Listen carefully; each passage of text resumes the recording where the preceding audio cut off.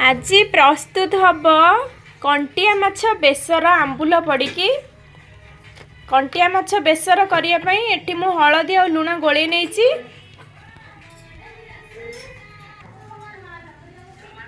Eighty मु कढ़ई बसई नहीं आ तेल पकई देछि तेल एबे गरम हो आसिलानी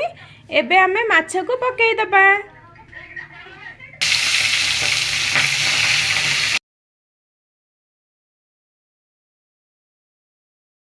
माछ को एबे मु भल भाबे भाजी नहीं सोरिष मसला एठी मु ग्राइंडिंग करी नहीं जाइछि एठी मु तेल पकेकी फुटण आ कंचा लंका पकई देछि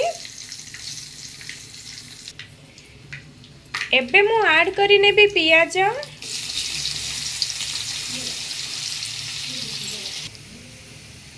पियाज एबे मोड़ी गलानी एबे हमें ऐड करी नबा बेसर मसला पूरा कषि जाइछि एबे हमें पानी दे दबा पानी दे देली एबे किछि समय फुटिया पय छाडी दबा पानी को तापरे माछ पके नबा। तरकारी फुटी जाइथिला तापरे मु आंबुल आ माछ को पके नैथिली एबे पूरा रेडी हो गलानी प्रस्तुत हो गला कंटिया माछ बेसर।